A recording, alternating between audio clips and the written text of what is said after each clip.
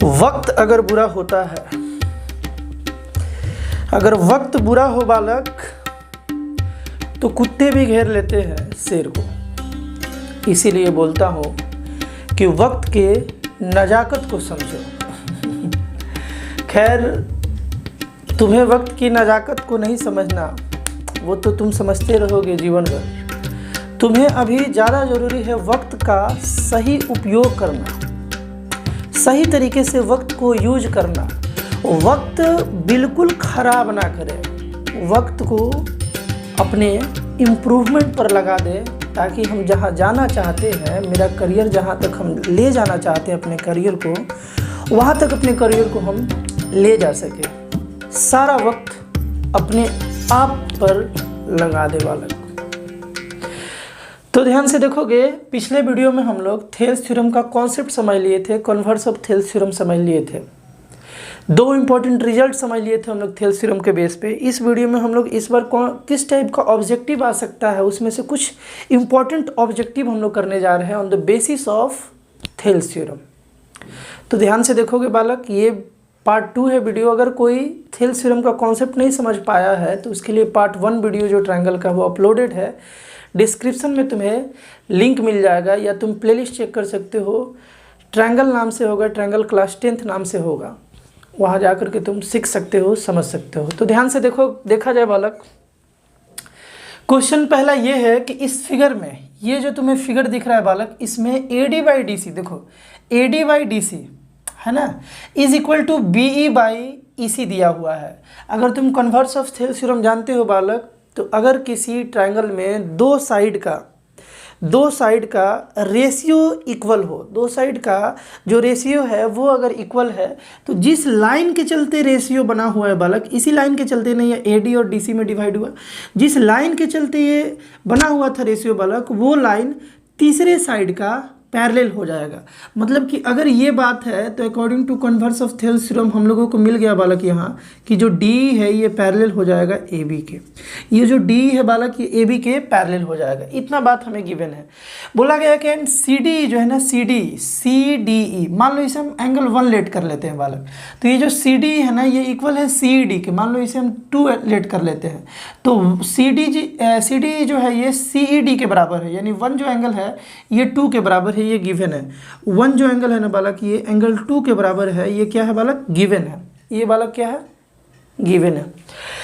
अब देखोगे ध्यान से, हमें D पैरेलल AB मिल गया बालक। अच्छा, ऑप्शन को देख लेते हैं। ऑप्शन जरूर देखोगे, उसके अनुसार ही ना बनाओगे बालक। ऑप्शन है कि क्या यहाँ पर AB AC बराबर है, AB और AC बराबर है, AC जो है BC के बराबर है, AC जो है क्या BC के बराबर है, AB जो है ये AB क्या ये BC के बराबर है, और C जो है C कहाँ गया बालक, C जो है ये क्या D के बराबर है, DE। अच्छा, C जो है क्या ये D के बराबर है। ये चारों ऑप्शन में से कौन सा ऑप्शन सही है बालक, ये तुम्हें टिक करना था। हम लोग अभी तक गिवन इन्फॉर्मेशन के बेस पर इतना कुछ हम लोग जाने कि D जो है ये AB के पैरेलल होगा by converse of Thales theorem. बात बालक क्लियर होगा। तो देखा जाए, 1 2 के इक्वल था बालक, 1 जो है ये 2 के इक्वल था। अच्छा, एक बात बताओ कि अगर ये लाइन और ये लाइन हमें पैरेलल मिल ही गया, तो ये एंगल और ये एंगल भी तो बराबर है ना बालक। देखो, ये लाइन और ये लाइन पैरेलल, और ये ट्रांसवर्सल की तरह एक्ट कर रहा है बालक। ये जो DA है ट्रांसवर्सल की तरह एक्ट कर रहा है, AC जो है ट्रांसवर्सल की तरह एक्ट कर रहा है। तो ये एंगल और ये एंगल इक्वल होगा, किस रूल से, कोरोस्पोंडिंग एंगल आर इक्वल। और बालक जो ये एंगल होगा ना, ये एंगल इसके इक्वल होगा, ये भी कोरोस्पोंडिंग एंगल के हिसाब से, कोरोस्पोंडिंग एंगल का जो कॉन्सेप्ट तुम बचपन में पढ़े हो उसके हिसाब से। तो मान लो हम इसको 3 बोल देते हैं और इसको 4 बोल देते हैं बालक। तो यहाँ से एक और रिजल्ट मिल गया, 1 = 3 और 2 = 4। रीजन क्या डालोगे, कोरोस्पोंडिंग एंगल। यहाँ रीजन में लिख लोगे बालक, लिखना भी नहीं है, रेफर करना है। तो अगर लिखना होता तो क्या लिखते, कोरोस्पोंडिंग एंगल, है ना। तो 1 3 के इक्वल, 2 4 के इक्वल। अच्छा, ध्यान से अब देखो, 1 3 के इक्वल, 2 4 के इक्वल, और 1 और 2 दोनों आपस में इक्वल, 1 और 2 दोनों आपस में इक्वल। तो अगर 1 2 आपस में इक्वल है बालक, तो ये 3 4 भी तो आपस में इक्वल हो गया ना। लिखेंगे सो 3 = एंगल 4। एंगल 3 जो है बालक, ये एंगल 4 के बराबर आ गया। ये दोनों इक्वल आ गया। और हम लोग जानते हैं बालक 9 क्लास में ही तुम पढ़े हो कि अगर एंगल दो इक्वल हो तो उसके अपोजिट वाला जो साइड है, अपोजिट वाला 4 के अपोजिट, 4 एंगल के अपोजिट ये और 3 एंगल के अपोजिट ये दोनों साइड भी आपस में इक्वल हो जाता है अगर दो एंगल इक्वल है तो। आइसोसेलेस ट्रायंगल का कॉन्सेप्ट। तो यहाँ से हम लोगों को एक रिजल्ट मिल गया कि जो ये AC है ना बालक, ये BC के बराबर होगा। तो AC जो है ये BC के बराबर, this is the right option, right answer यही है बालक, इसे तुम टिक कर लोगे। आई होप ये क्वेश्चन तुम्हें अच्छे से समझ में आया होगा। चलो दूसरा क्वेश्चन देखते हैं बालक। If in A triangle ABC, ये जो ट्रायंगल तुमको ABC दे रखा है बालक, ABC जो है इसमें AB जो है ये 6 सेंटीमीटर दिया गया है। AB जो है ये पूरा AB, ये पूरा लेंथ जो है ये 6 सेंटीमीटर दिया गया है बालक, और D पैरेलल BC बोल दिया है। पिछले बार हम लोग निकाले थे, इस बार बोल दिया कि ये जो D है ना ये BC के पैरेलल है। D जो है बालक ये किसके पैरेलल है? BC के पैरेलल है।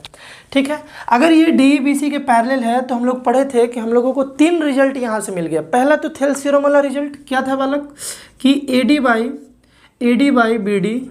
By BD is equal to AE by EC, ये तो थेल्स थ्योरम से। और दोनों साइड हम लोग पिछले वीडियो में 1 ऐड करके रेसिप्रोकल करके देना ऐड करके 2 रिजल्ट इंपॉर्टेंट समझे थे, वो उसी रिजल्ट का यहाँ यूज आएगा। ठीक ना, एक AD by DB AE by EC by Thales theorem, अब एक AB by AD is equal to AC by AE, ये भी एक रिजल्ट हम लोग बना लिए थे पिछले वीडियो में। अच्छा, एक और रिजल्ट यहाँ से बन जाएगा बालक कि AB by DB is equal to AC by EC, ये भी एक रिजल्ट बन गया। एक रिजल्ट, 2 रिजल्ट, 3 रिजल्ट हम लोग पिछले वीडियो में ये तीनों सीखे हुए थे। तीनों में से कोई भी यूज कर लेंगे सिचुएशन के अनुसार। देखो तुमको बालक AB दिया गया है 6 सेंटीमीटर, तो पक्का ये नहीं तो ये यूज करना होगा क्योंकि AB दिया गया है। अच्छा, सच डेट A जो है ना, A जो है ये 1/4 AC है।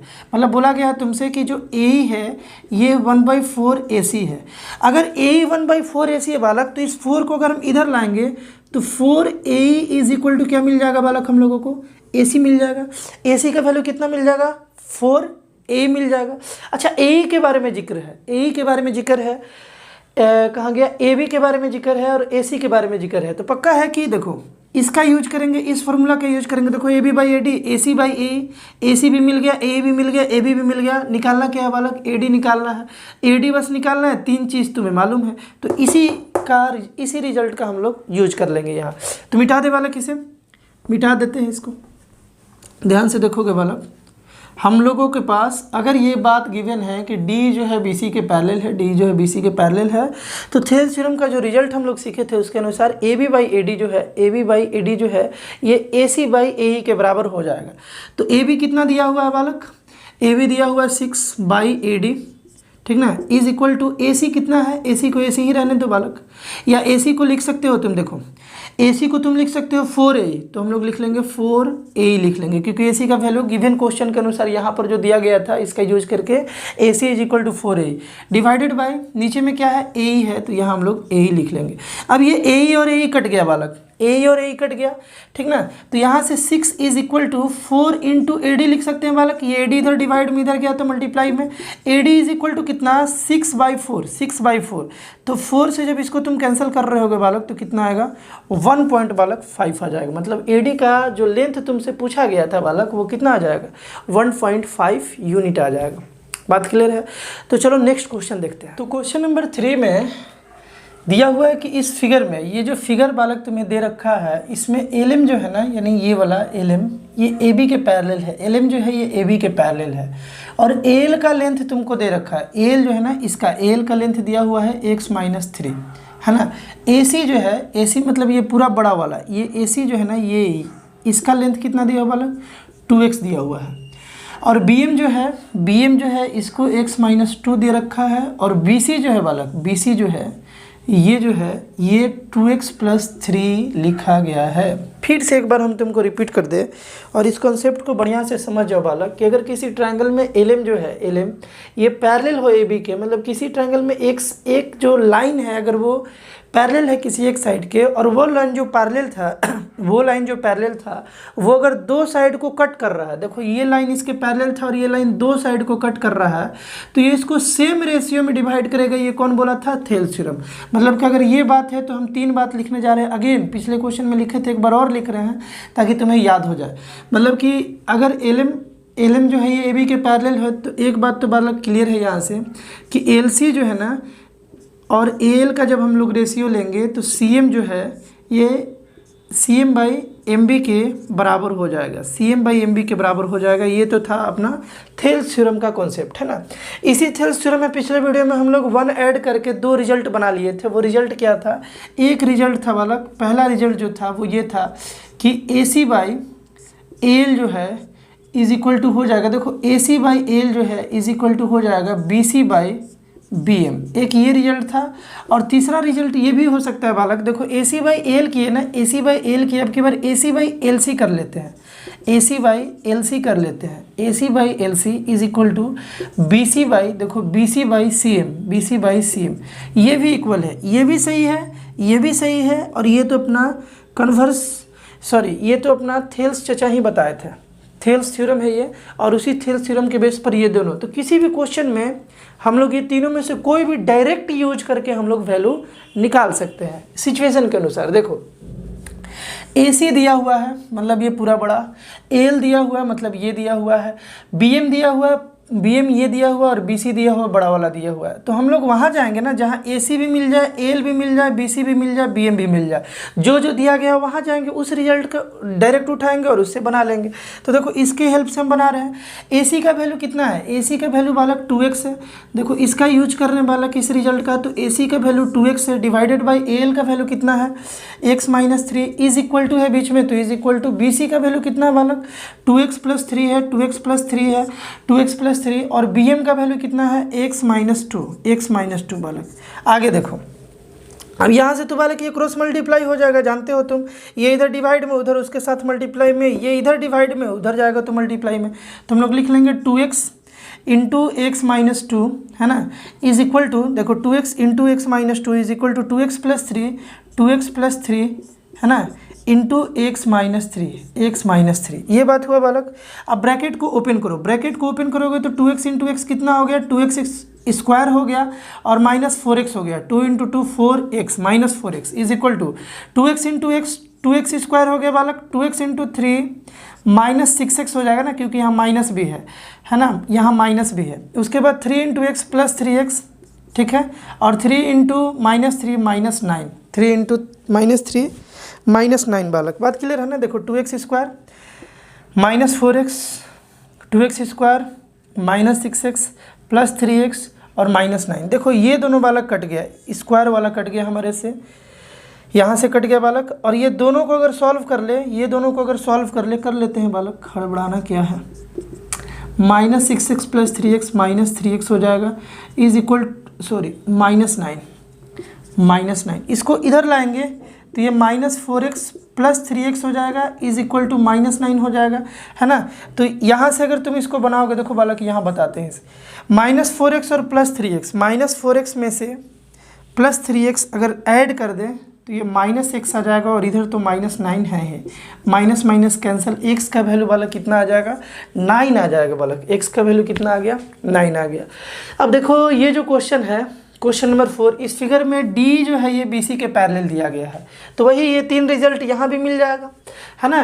लेकिन इसे थोड़ा अलग तरीके से बनाया जाए बालक, ताकि सारा अप्रोच तुम्हें आना चाहिए, जो जल्दी दिमाग में आ गया वैसे बना दो, सारा आना चाहिए बालक तुम्हें। तो देखो AD by D B is equal to, देखो अगर ये पैरेलल है, तो एक रिजल्ट तो पक्का है कि AD बाई डी बी जो है is equal to AE by EC जो है, ये मिल जाएगा। AD बाई डी बी जो है, AD by D B AE by EC के बराबर होगा। इसका तो वैल्यू दे दिया है बालक, कितना वैल्यू दिया है? 2/3। इस दोनों का वैल्यू तो नहीं मालूम है, तो क्या करो तुम AE को अगर x मान लेते हो, हम AE को अगर x मान लिए, और ये पूरा देखो ये पूरा 18 है, तो जब 18 में से मतलब इस पूरे में से जब हम AE को माइनस कर रहे होंगे बालक, तो EC आएगा ना, देखो पूरे में से अगर ए को माइनस करोगे तो इसी आना ही आना है ना। तो हम क्या किए कि पूरे में से, पूरे का लेंथ था 18 में से x को माइनस कर लिए तो क्या आ गया बालक, इसी आ गया, इसी का वैल्यू इतना आ गया। बस अगेन एक इक्वेशन बन गया। तो देखो ये इधर डिवाइड में इधर गया तो मल्टीप्लाई में 2 × 18 minus x is equal to 3 × x, 3x हो जाएगा। 2 × 18 कितना बालक, 36 ना, ठीक है, 18 2 जा 36, और यहाँ पर 2 × माइनस एक्स यानी -2x is equal to 3x आ गया बालक। बात क्लियर है। तो 36 और इसको इधर ले जाएंगे बालक तो ये बन गया 5x बन गया। कितना बन गया बालक, 5x बन गया। 5x बन गया तो अगर तुमसे x का वैल्यू पूछा जाए तो ये 5 इधर मल्टीप्लाई में इधर आया तो डिवाइड में x is equal to 36 by कितना हो गया, 5 हो गया। 36/5 आ गया बालक x का वैल्यू। अब देखते हैं पूछा गया है, हमसे पूछा भी था, ए ही पूछा था बालक, ठीक ना। तो 36/5 इसको अगर तुम डिवाइड करोगे डेसिमल फॉर्म में, सिंस ऑप्शन जो है वो डेसिमल फॉर्म में है, तो डिवाइड करोगे तो 5 से कितने बार में बालक, 5 7 जा हो जाएगा 35, 5 7 जा 35, 1 कैरी आया, यहाँ पॉइंट लगाओगे बालक तो 0 है ना, तो 5 2 जा तो 7.2 आ गया बालक। बात क्लियर है। 7.2 इसे हम लोग सॉल्व किए, डेसिमल में कन्वर्ट किए तो 7.2 आ गया। यानी इस क्वेश्चन का जो राइट आंसर है बालक वो 7.2 है, क्योंकि तुमसे ए पूछा गया था। तो आई होप ये 4 क्वेश्चन तुम्हें बढ़िया से समझ में आया होगा। बस इतना अगर अच्छे से जान जाते हो और कुछ थोड़ा सिंपल पेपर वगैरह बना ले तो अब सारा बन जाएगा। थेल्स थ्योरम पर बेस्ड जितना भी ऑब्जेक्टिव इस बार आ रहा है बालक, वो सारा इतना डिस्कशन के बाद तुम बना सकते हो। बस शर्ते एक बार थेल्स थ्योरम का कॉन्सेप्ट तुम बढ़िया से समझ लोगे।